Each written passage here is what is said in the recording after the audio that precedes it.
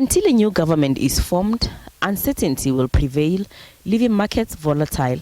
Experts say the perceived lack of continuity in terms of policy direction could impact investor confidence negatively. Markets analyst Patrick Matidi says business prefers certainty, and any possible change in policy direction could lead to jitters in the markets.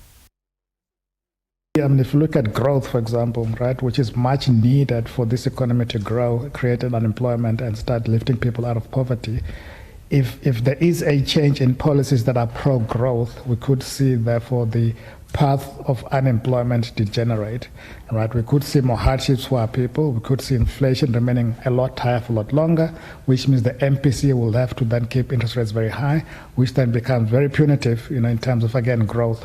So the consequences are there for everyone to see if we start adopting policies that are populist, that are anti-growth, that are anti-business.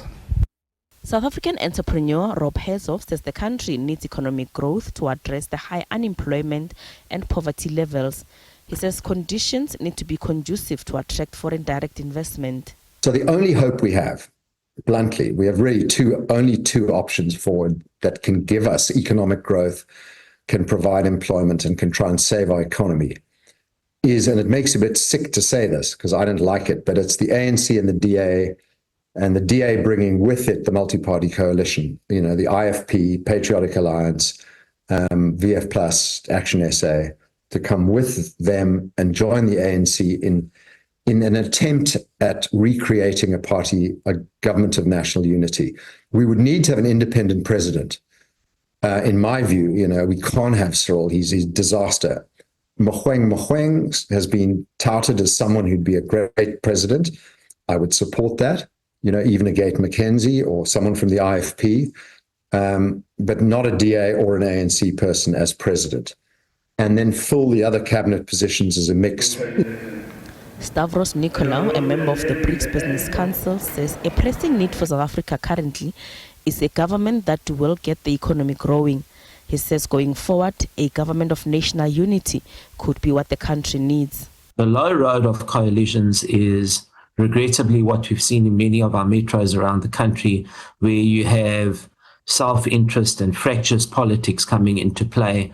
That's what we don't need, and hopefully we have learned from some of these coalition errors in the past few years, and the political parties and their leaders in particular, when they consider the coalition options and configurations, they will put the country first.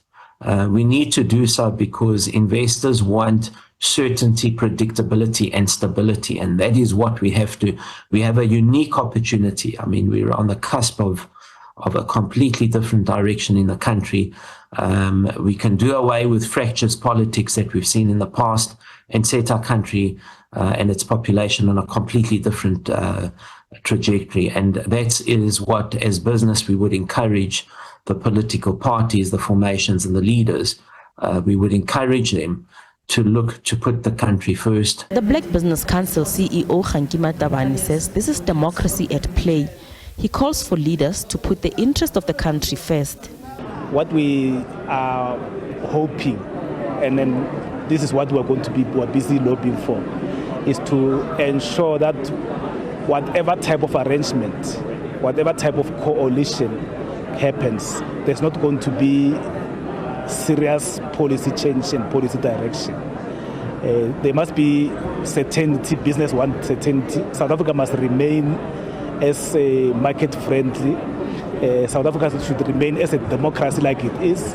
And then once those are satisfied, it will be a little bit easier to do the other maneuvering that is going to happen. But we need leaders, we need leaders who are sober, who are going to be sitting together, sitting down with each other, and put the interest of the country first. Matabani says political party interests should come second, as the results show the electorate said they do not trust one party forming a government, but rather have given the parties a mandate to govern as a collective. Doria Safakomosi, SABC News, Johannesburg.